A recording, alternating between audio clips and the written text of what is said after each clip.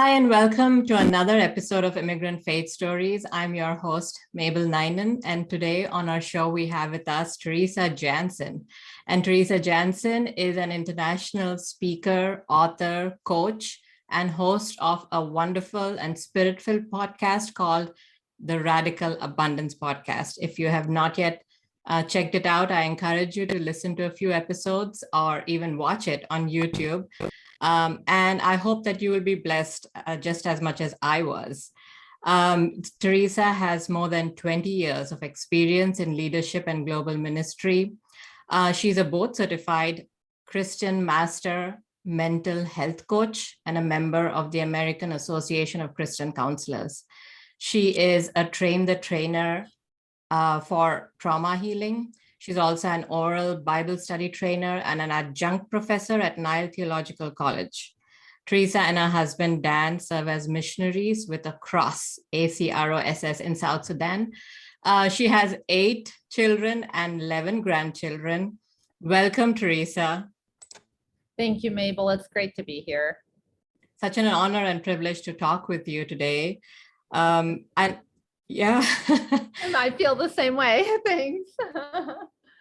I consider missionaries heroes, and all superheroes have their origin stories. So what's your origin story? What made you become a missionary and, make that choice? I, growing up, always saw missionaries as heroes to kind of superheroes. I still think missionary pilots are superheroes for sure. But I don't think of myself that way, but I think that's kind of normal. Growing up as a little girl in church, when missionaries would come, I was always enthralled with the stories and the photos and just the idea of living in another country and telling people about Jesus, because I love Jesus so much and I thought that was an amazing thing. Then when I was a teenager, I was at a church camp for summer camp, and there was a missionary who came from Saudi Arabia to the United States to minister to the Muslim Saudis that had settled around the Grand Rapids area. And he shared with us on missionary night during church camp what it was like to be a missionary. I don't really remember a whole lot of what he said, but I know there was an altar call at the end. And when that music was playing and everyone was praying, my heart was just pounding inside of my chest. And I could not stay in my seat. There was no way. I knew I had to go forward. And I can still feel that feeling even today when God just called me to be a missionary. Well, when I went back to my cabin that night and crawled into my bunk, I cried myself to sleep that night, because all I could think about was no one will ever marry me if I become a missionary. When my mom came to pick me up from camp, she pulled in the parking lot. I didn't even get in the car. I met her at her car window and told her, Mom, I'm going to be a missionary. God's called me to be a missionary. She later told me that all she could imagine, what she knew about a missionary, is that they lived in the jungle in a foreign land and they were eaten by cannibals. And so neither one of us had a very accurate or positive image of what it looked like to be a missionary. I started preparing to be a missionary, and I did go to Bible college and everything, but my path didn't go super straight. I made choices that kind of took me on a zigzaggy path. And one of those choices was in my choice of spouse. I ended up in a really difficult marriage. And that's a long story that we'll save for another time. I've actually written that story in a book that I've published. And through that zigzaggy time, though, it really delayed my time to get to the mission field. So I am what is called a second career missionary. I had a successful career in the United States. I raised my family. Then after my family was grown, my husband and I, we moved to South Sudan, which is where we serve today. So that's my backstory and my crooked, zigzaggy path. Well, that's so fascinating. And, it's, and it just shows that it's God who sows the seeds for ministry in us. And he knows exactly, based on our gifts and our talents, where we would fit in. And it's also interesting to see how he continued to work in your life, and that seed that was sown in your heart as a little girl, that dream was realized because it was a God-given dream. And here you are serving as a missionary. So that's wonderful. Um, Tell us a little bit about South Sudan and your work there. Why did you choose that place, or was that something that your organization just offered?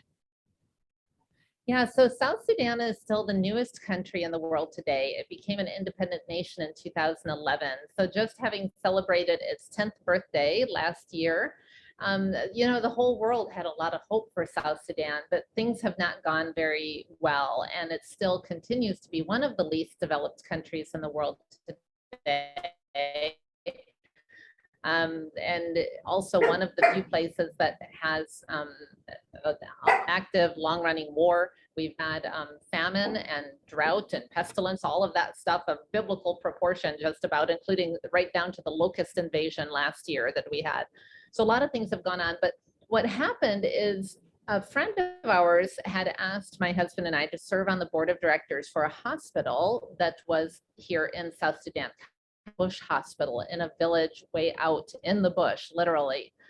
And after we agreed to serve on the board of directors, they told us, well, you're supposed to visit the hospital. So when can you go? And well, we wanted to appear like we had it all together. So we said, well, just as soon as we can arrange it. And 6 months later, we were on an airplane for our first trip to South Sudan. In fact, it was my first trip to Africa. I had made some short-term mission trips to Central America and things like that, and I was still passionate about missions. But because my life had taken so many turns, missions had been put on the back burner. But as our kids were growing, we knew we were looking for a place to serve long-term when the kids were all out of the house. During that first visit to South Sudan, we flew in with a couple of guys who were just visiting for 5 days. We were planning on staying for, I think, about 3 weeks.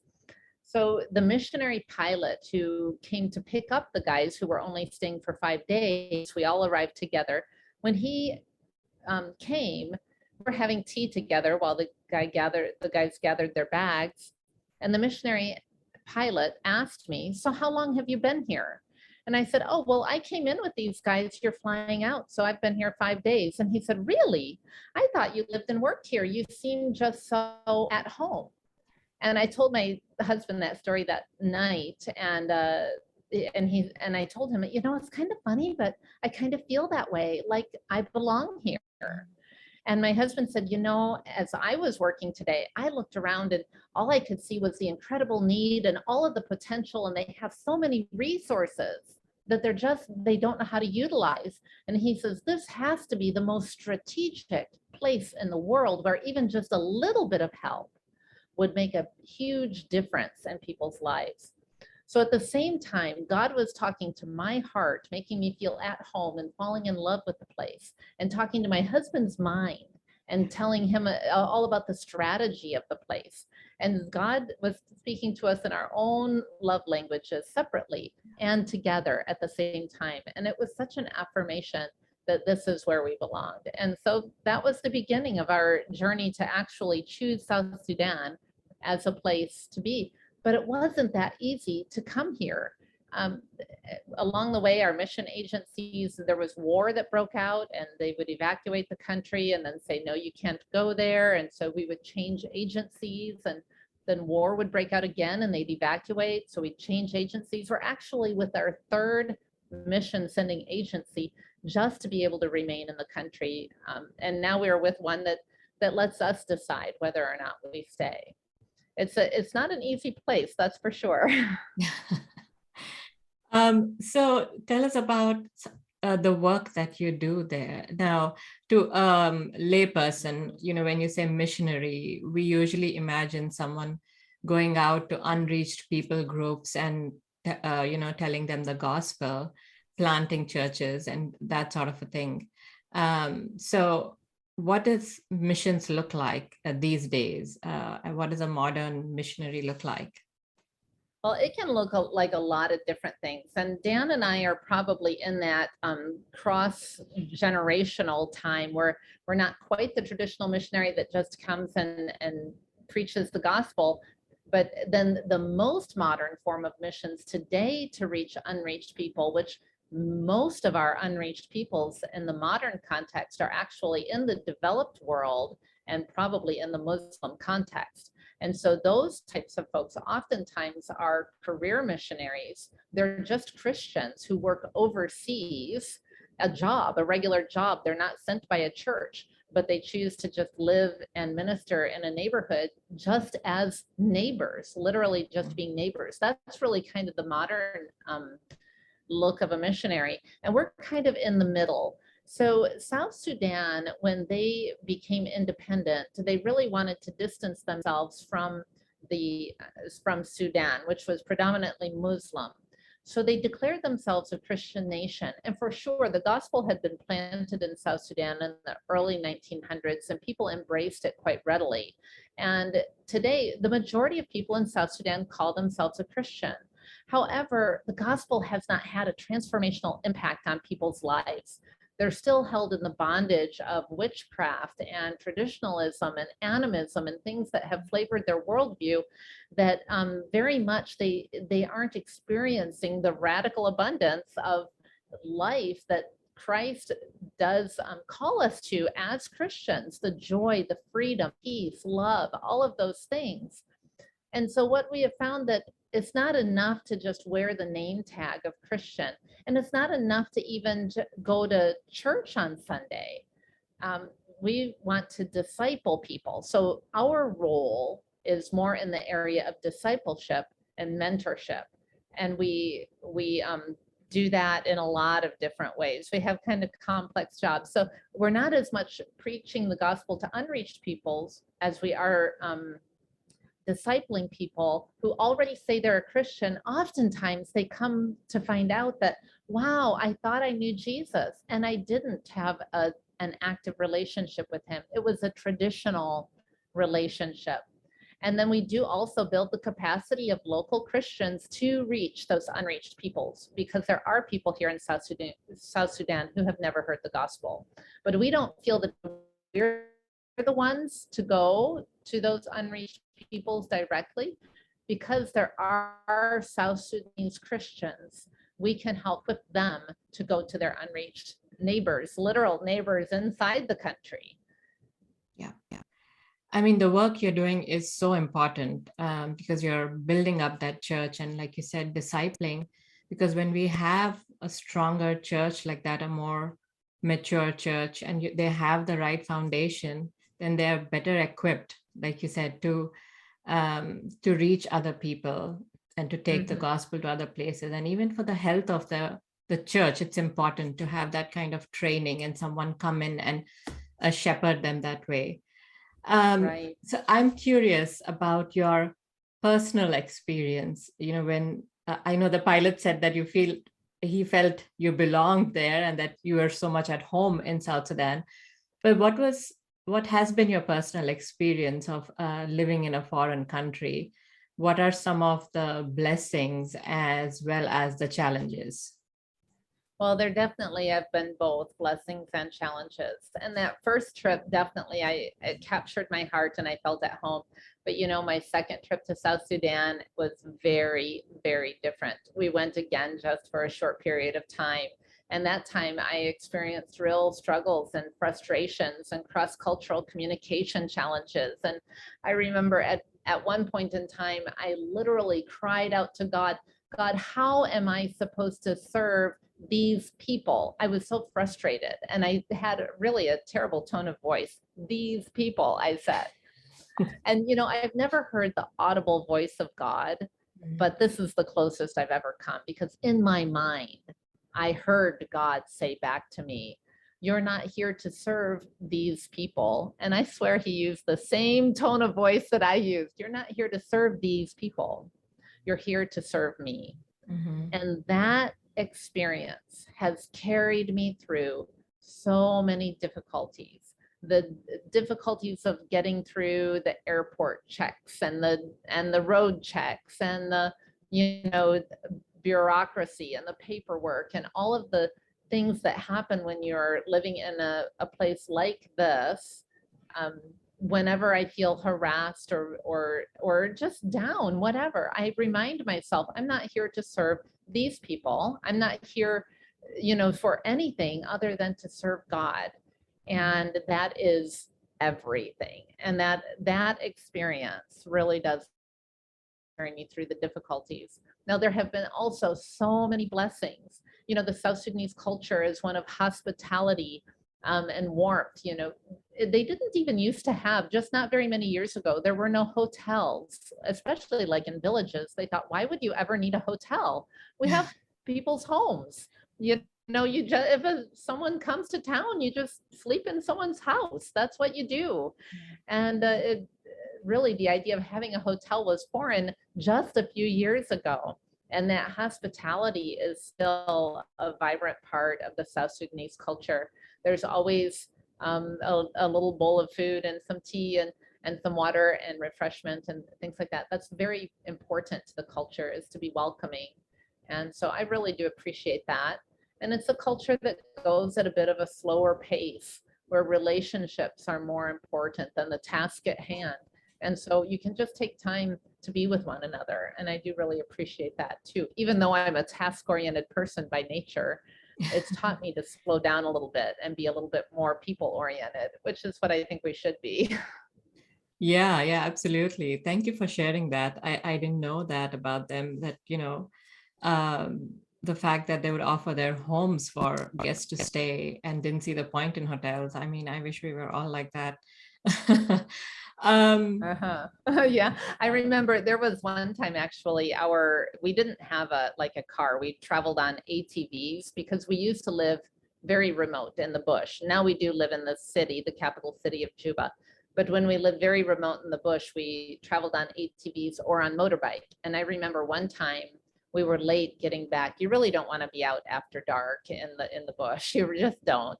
And it was after dark, and then our motorbike broke down, and it broke down right in front of someone's home, and we stayed in their home that night. We didn't know them. They couldn't even speak English, and but they knew that we were in trouble, and so they just brought us into their home, and we stayed there. And it's an amazing experience to live a lifestyle like that, actually. But I'm also wondering, I mean, you make it seem so easy, but because I think that to some extent, you're willing to give up certain comforts and luxuries and pleasures, and you already know that going in, right? If you're going into South Sudan or another country that's not as developed as where you came from, that you're going to have to give up certain things. And that's an important quality to have, right, for a missionary, that you going in, what sacrifices you'll have to make or what comforts you have to give up. So talk to us a little bit about that, and how do you work through that, in your mind and your heart? And does it feel like a sacrifice, like you're giving up a lot?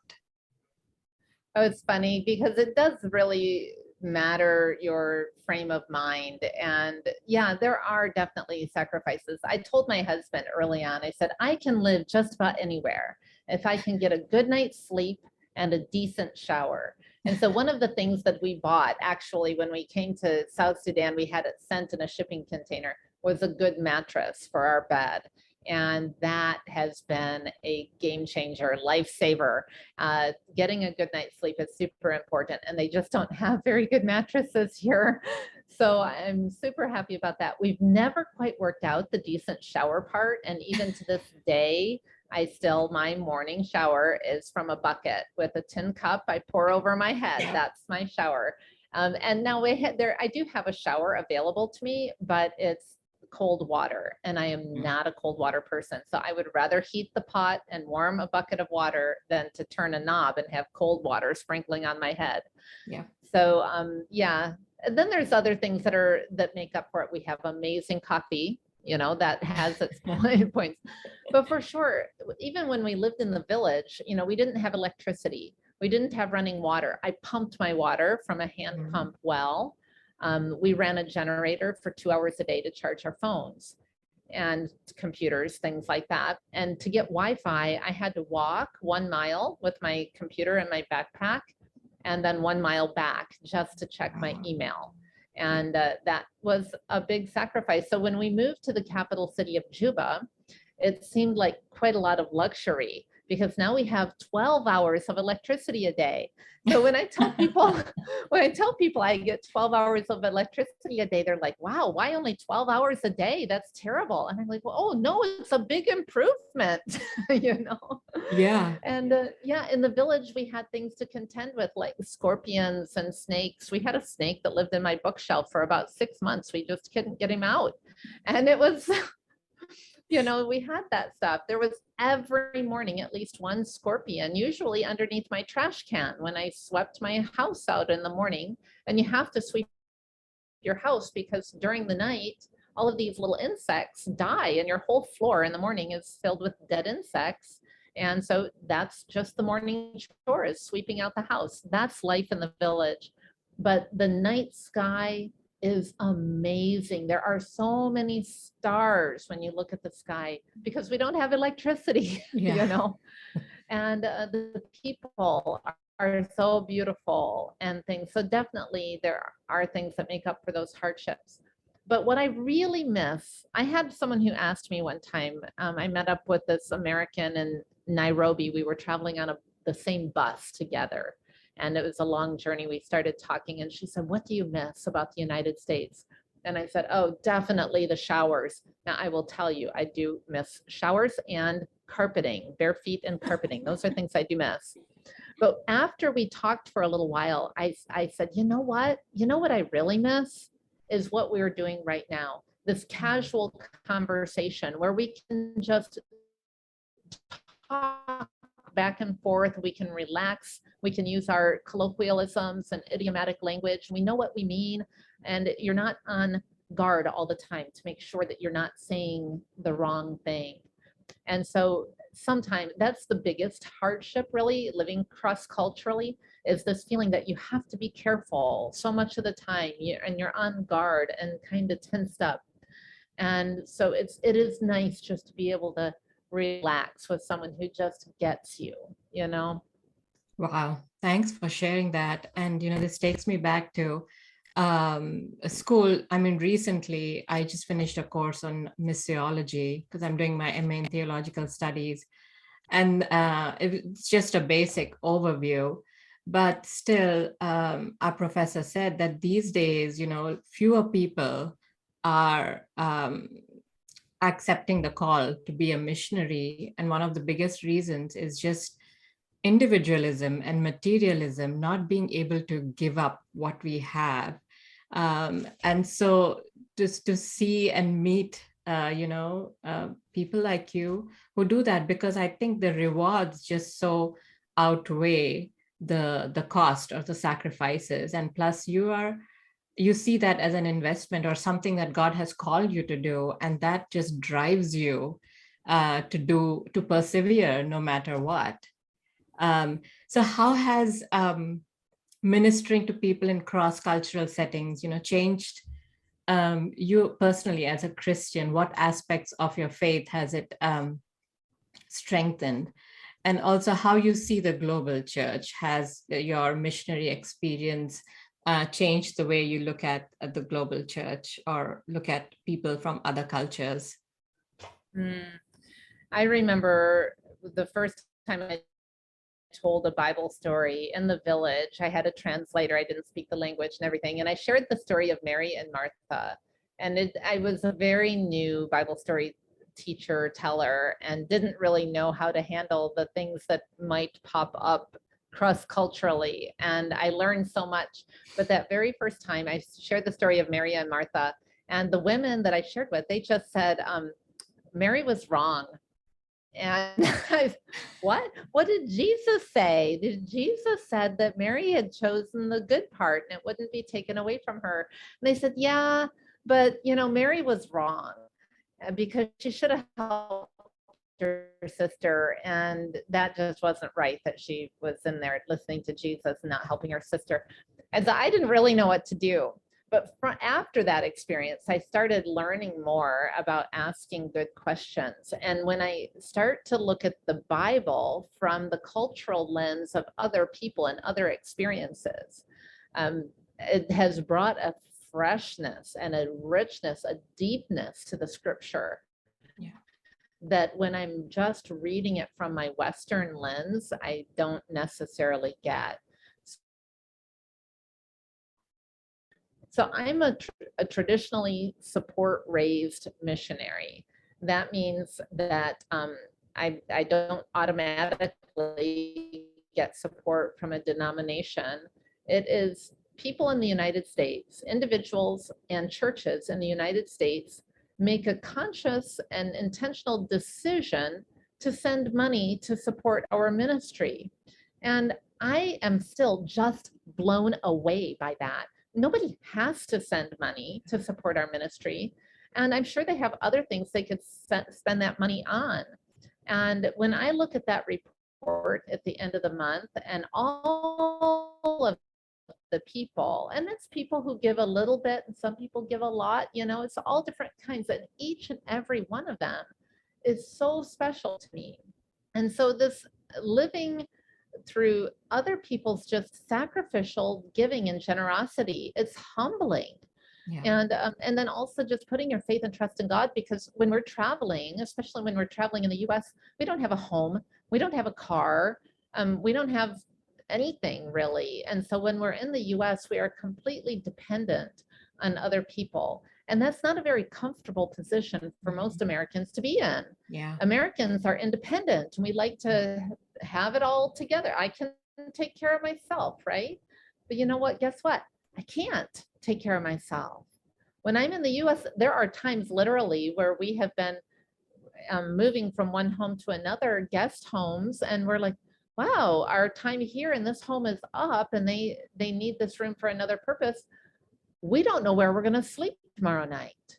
Yeah. Boy, not knowing even where you're going to sleep tomorrow night. And it has always come through. We have never yet once been, looking for a hotel room because we couldn't find a home to sleep in or something. There's times when we take a hotel room just because we want to, going, you just need a break from everything.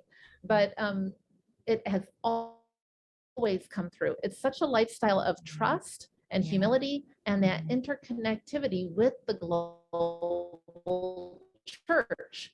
The church in the United States, giving sacrificially, praying sacrificially, in partnership with the local church in South Sudan, learning and growing and building capacity with this bridge of these two ordinary people in the middle, just trying to do what God has called them to do.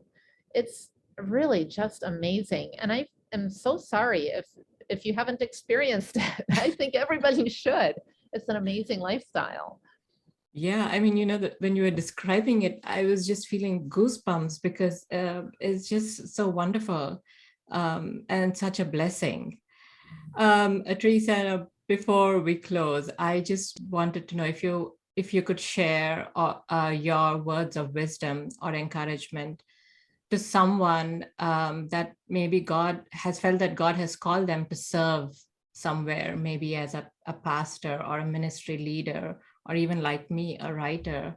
And now they're facing very difficult situations or challenges, and they're wondering, God, where are you? Or why did you call me to do this? Or I'm not equipped to do this. They're questioning themselves. So could you just speak to that person and encourage them today? Yeah, none of us are fully equipped for the task that God has called them to. We're just not, because if we were, we wouldn't need faith, right? We wouldn't need Jesus if we could do it on our own. And it reminds me a lot of Moses in Exodus chapter 4, and especially verse 12, when he says, I'm not an eloquent speaker. I haven't been in the past and I'm not now. And God said, who is it who's made man's mouth? Who makes him blind or deaf. And I thought about that, Moses's speech, his ability to speak or not, whatever it looked like, was no surprise to God. If God has called you to do something and you're saying, but I'm not equipped, do you think God knows that? It's no surprise to God. He knows you. He's made you. He's created you. He's given you your mouth. He's given you your eyes, your ears, whatever condition they're working in or not working in. God created it for that, for the purpose of serving him in some way. And if you don't know what that way is, I usually just tell people, look at who's in front of you and look around you. Where is God working? Or where is there a gap somewhere? And when we open our eyes to the people who are all around us, we begin to see the opportunities and pray that God will bring someone into your path that day. Then be prepared. It's going to happen. If you ask God to bring someone into your path, it's going to happen. And it might not even happen at a very convenient time, but it'll happen at the right time and God's time. And he will absolutely give you what you need to do it. And whether you feel like you've done a good job or not a good job, whether it's writing or speaking or witnessing or being a friend or whatever it is, you do the best you can do, the absolute best you can do. Yeah. The results are up to God. Amen. It doesn't matter whether or not you think you did a good job. It doesn't matter whether or not if you actually did a good job or not. As long as you were faithful, God will take care of the results. And that's my advice, is he's not surprised by your ability or lack thereof. He's given you exactly what you need and he'll take care of the rest. Thank you. Thank you so much. Now, one last thing, and this is the last thing, I promise. I know that you've contributed to a lot of books. So could you show us one of the books that you've contributed to and talk a little bit about what was your contribution to that book? And do you have something to show us? Yeah. Yeah, so I do a couple of different kinds of writing. Sometimes it's very much a story, a narrative nonfiction, a longer piece. Sometimes it's a devotional. So this little book here is Snapshots of Hope and Heart. It's a 12-week devotional study. This is a collaborative project. And this one was a little bit fun for me because it was the first time where I was actually assigned a scripture verse. And an editor said, write a devotional about this verse. Well, usually when I write, I pray and I study and I'm inspired to write.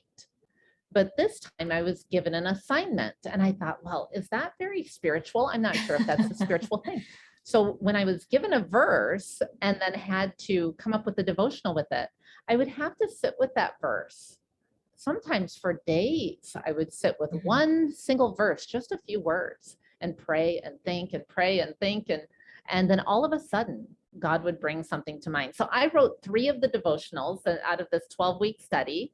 And there's about 30 different authors that contributed to it. And I just love this because it was such an act of faith and worship for me. When I do devotional writing like this, it's writing as worship. It's very worshipful for me. And this one was especially fun because of that element of needing. I didn't start with the inspiration. I started with the scripture and trusted that God would bring the pieces together. And it's amazing to me how it turns out because it's not me. When I read the devotionals, I'm like, wow, where did that come from? It didn't come from Teresa. It came from the Holy Spirit. It's just amazing to me and humbling once again. Yeah. I can totally relate. Even sometimes I start a devotional, writing a devotion with something in mind, and then it just goes in a different direction. And I think, how did that ending come? Because that was not my intention. I know. So yeah, as writers, we just trust the Holy Spirit to inspire us. So thank you for sharing that. And I will, put links in the description so that you all can go check out Teresa's books and also know how to support her organization. So thank you, Teresa, so much for sharing your thoughts with us, sharing your experiences. This was such a blessing. And personally, the conversation was so encouraging and inspiring to me. Thank you so much. Thank you, Mabel. It's such an honor to be on your show. I just love it. And I hope it has been a blessing to people because it's definitely been a blessing to me. Thank you. Thank you.